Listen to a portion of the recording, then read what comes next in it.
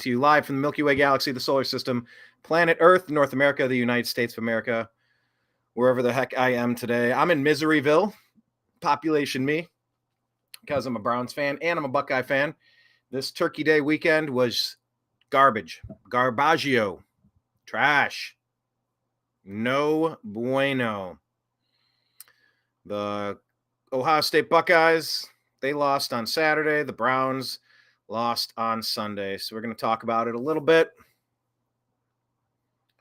So frustrating. So first, here, let's go ahead and share this. We'll go, a side by side maybe? About this view? That's kind of weird. What about that view? It's equally weird. And this crops it off. Well, I guess I'll go small. Okay. So let's go ahead and talk about what happened. The Ohio State Buckeyes went into Ann Arbor and laid an egg. I mean, it was a hard-fought game. It was a good game, a close game, a tight game.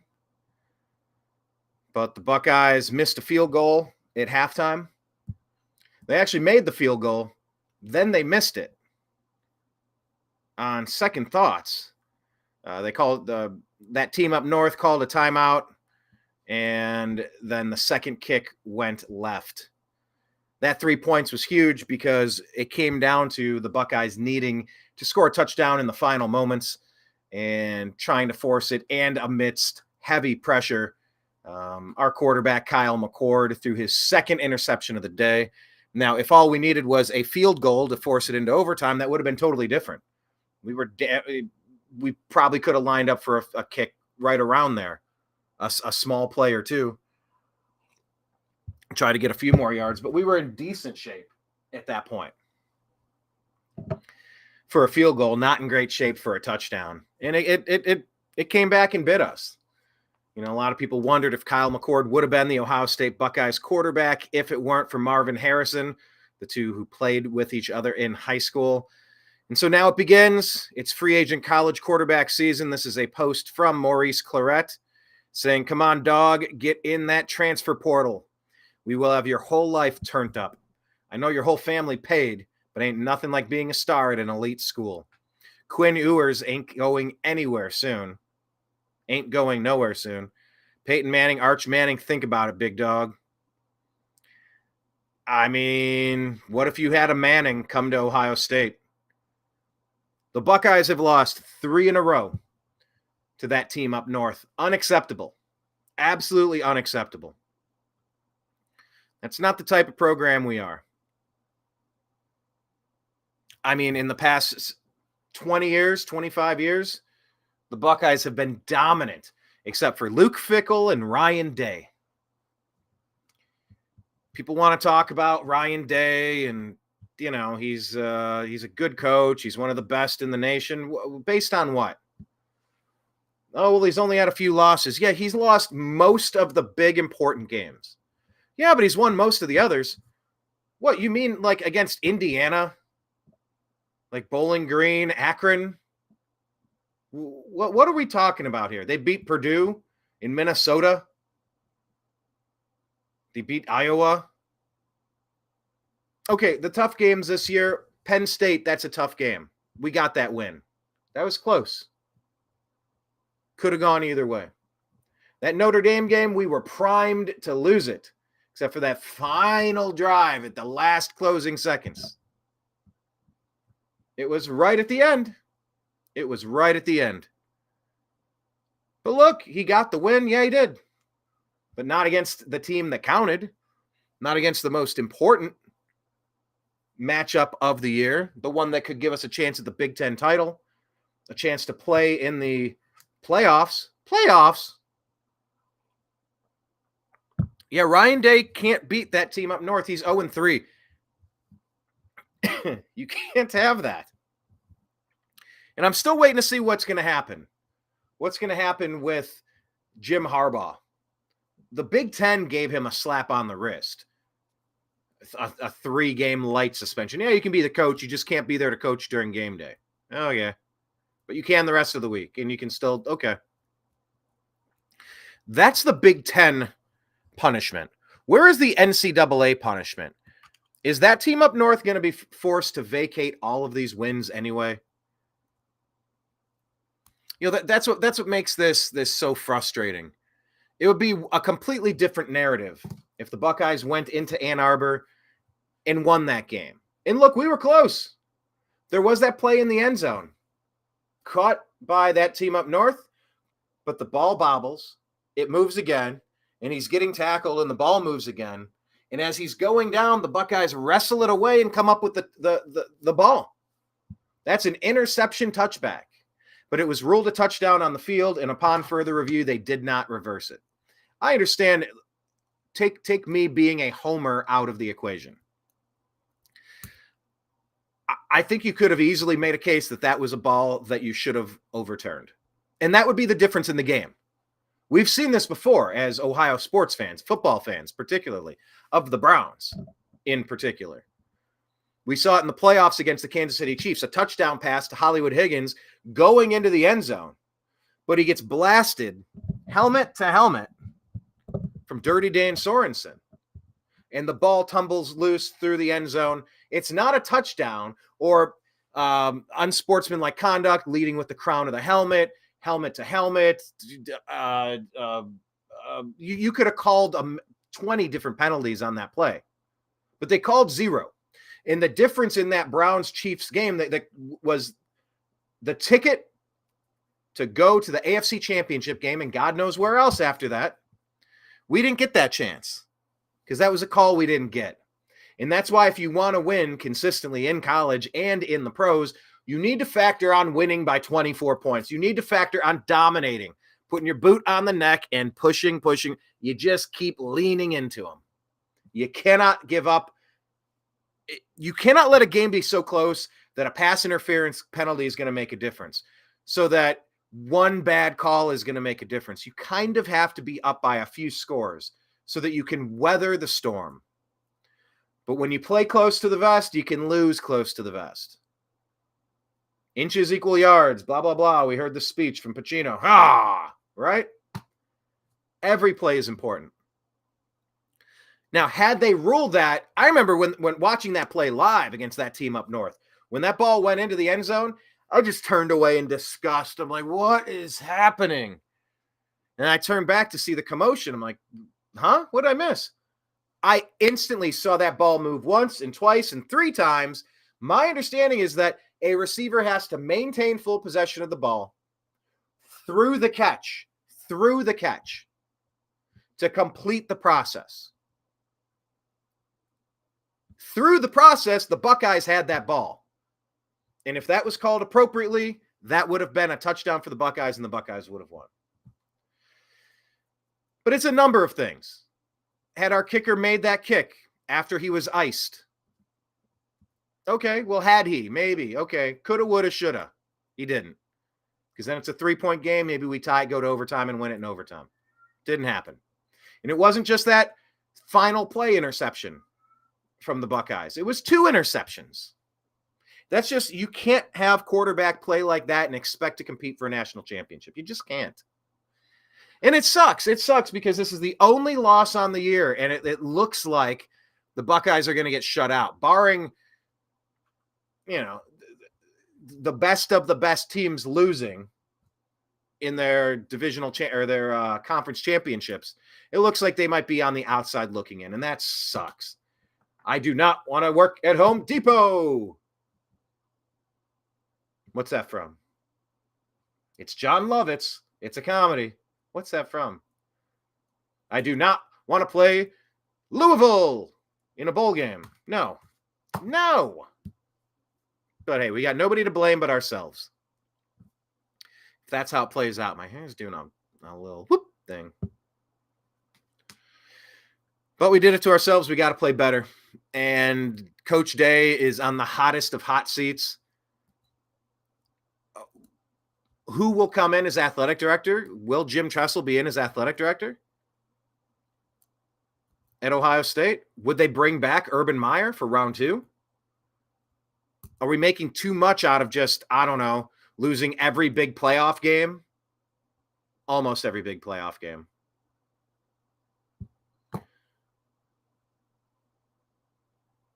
Let me ask John.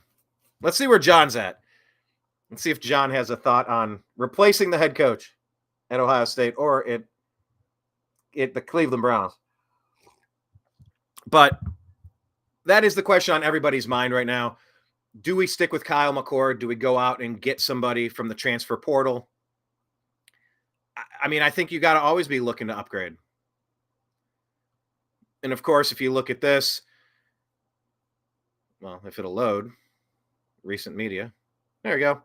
There's that classic meme where Fred is there with Scooby-Doo, takes off the mask of Ryan Day. Oh, there it is. It's actually Kevin Stefanski because they're both equally crappy coaches. I said stupid teeth and stupid beard. It has me so annoyed. Here's this one. That looks like A-Rod. Is that A-Rod? I guess, would that be what's-her-face? Will you destroy my life? Oh, my God, yes. That's what it feels like to be in a relationship with the Browns.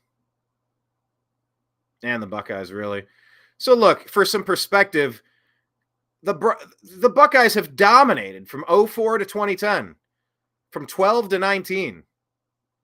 But you got these 3, 4, 5, now 6. And the Buckeyes are still down 10 in the all-time season rankings. Or all-time matchup rankings. Ohio State fans thinking we got a shot. Then, of course, you watch the game. Bad things happen. This is that final play. Good pressure up the middle. And this was a hard-fought game. This was a tough game. It was a kind of well-played game. Didn't make the big plays. They say big-time players make big-time plays in big-time games. We just didn't do that. Then here are the Buckeye fans after the game just can't handle that. That's such a hilarious moment. And that team up north runs out the clock. Is this enough to want to get rid of the coaches? Maybe it is, maybe it's not. 3 in a row to these bums. And there you go. That's how we all feel, just kind of sitting there. This is the story arc of being Carlton. Fun fact, I was on a game show with Carlton. It was awesome. He was a cool guy. But there's nothing cool about losing this matchup. It stinks. Follow us on Facebook. Search The Unhappy Hour Sports Show. Yeah, would Urban come back? I mean, maybe. I would be open to it. I don't know how much different Ryan Day is from John Cooper. That's what this meme was on Saturday. Take off the mask and it's John Cooper. He would always have a great regular season team until it came time to play, the Michigan State or the final game of the year or in the championship, in the playoffs, championship, whatever. Like, he would lose the big games. He would always get so tight. He'd always get scared, crappy. He would always play too tight. He'd be scared to lose, which meant he would be guaranteeing a loss. Because when you play scared, or when you coach scared, you play scared. And you have scared results. So I'm open to it. I'm open to upgrading the quarterback position and the coach. Absolutely. I don't know what else we're supposed to say. It's just a bitter pill to swallow. It sucks. I don't want to talk about it too much more. Now, moving on to the Cleveland Browns. Myles Garrett felt a pop in his shoulder, and now it's in a sling. Do we have an update on Myles Garrett? Let me take a look. I didn't see one yet. But let me do a quick search. I'm not seeing anything. Okay, 1 hour. We're waiting to hear the news about Myles Garrett, and we are sweating. Oh, you can't see that screen, but yeah, it's a great day to get a good result back from Myles Garrett's MRI. I don't want to.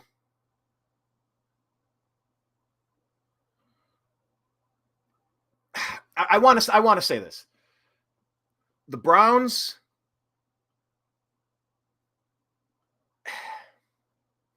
look, with Myles Garrett, I had an injury in high school playing football. I was a junior. I was playing senior. I was playing varsity for the football team on special teams, and I was a second string defensive end on an undefeated team. So I played the second half of most games as defensive end. I played the whole game on kickoff and kick return. And then on Saturday mornings, then I would go play starting defensive end for the JV team for, whatever.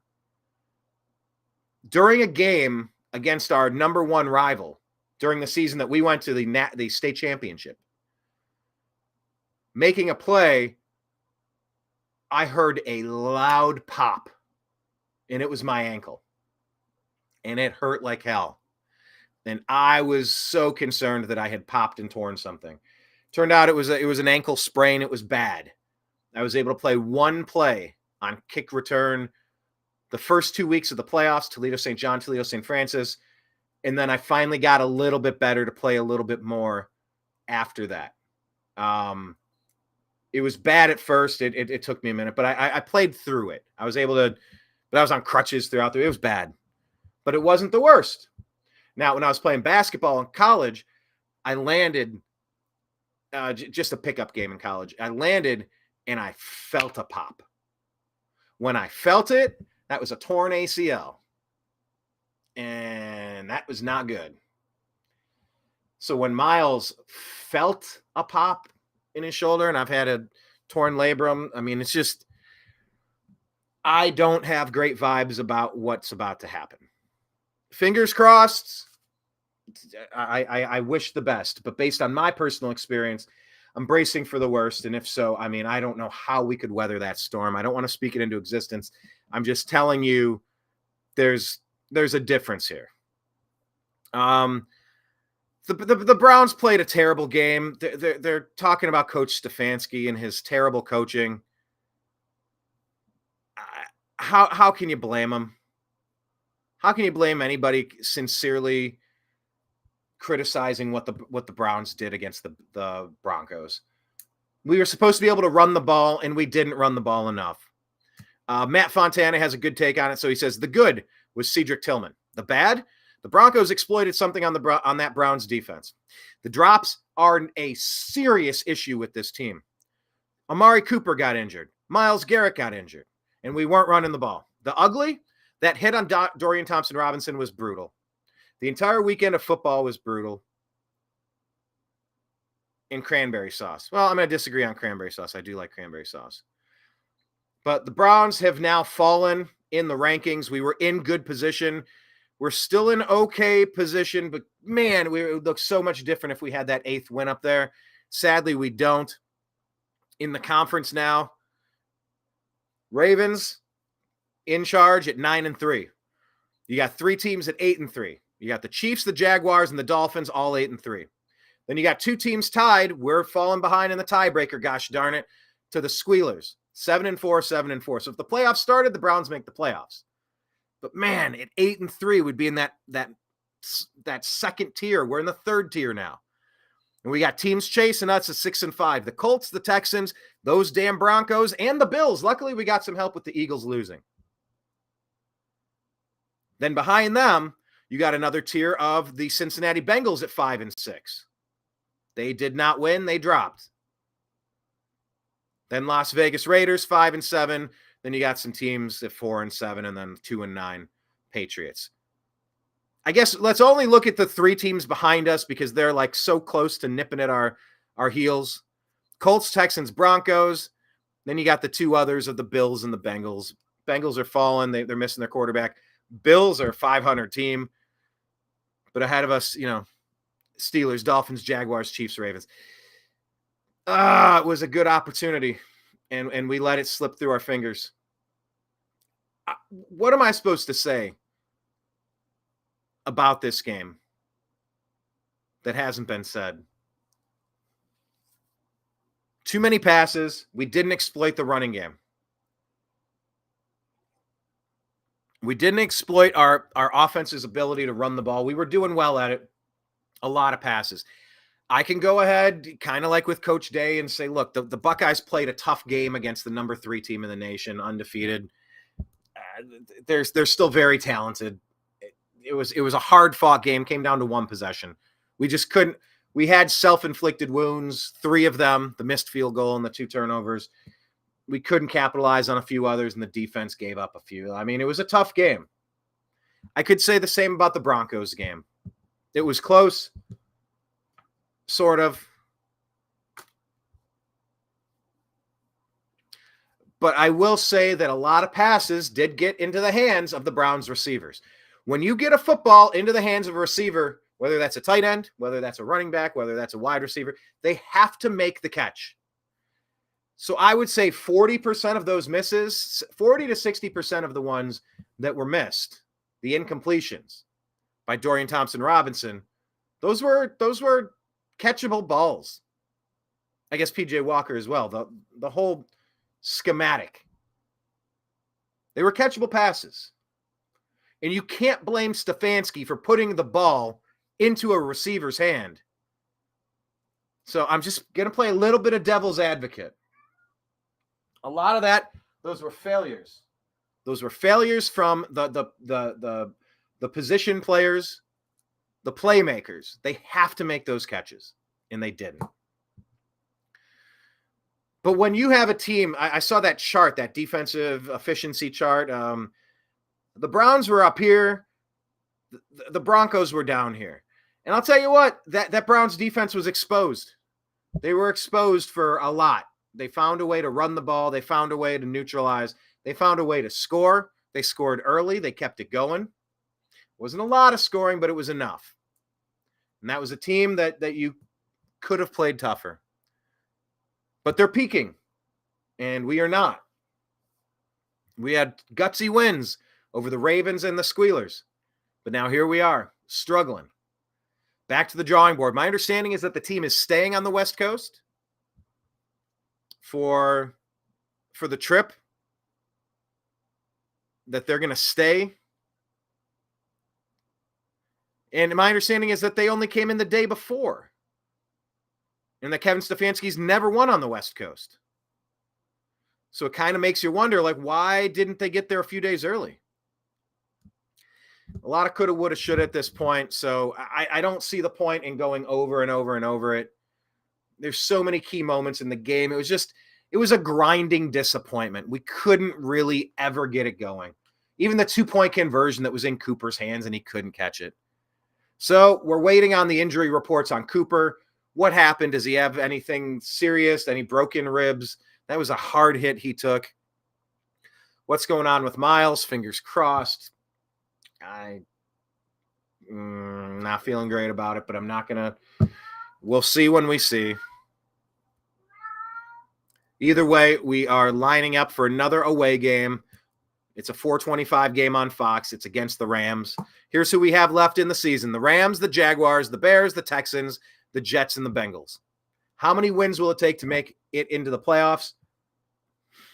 You never know. What was that, 2007 with Derek Anderson? That was a very good team. What do we have, 10 wins? But we needed 11. The one, for the past 20 years, 10 wins gets you in the playoffs, except that one time. Of course, it's against the Browns. It's like I said earlier, you don't ever want to leave a game so close that you lose on a technicality, that you lose on a percentage point, you lose on, a holding call, a phantom roughing call, a pass interference, a random fumble, the ball bounces the wrong way. You don't want to get into that wild card, end of the wild card territory where you lose on a tiebreaker. Just win. There are winnable games against the Bears and the Jets and the Bengals and the Rams. Jaguars will be tough. Texans are going to be tough. And that's going to be at the Texans. I mean, there were a lot of self-inflicted false starts too. Maybe it's that crowd noise, the fatigue of Mile High or whatever it's called now, being up in the atmosphere. Fatigue? I don't know. But the players weren't prepared. They weren't prepared enough to come away with the win. So, the Browns had been riding a nice little streak there. Beat the Cardinals, beat the Ravens, beat the Steelers, and then took a dump 29-12. 29-12 against the Broncos. So, back to the drawing board, folks. Horrible sports weekend.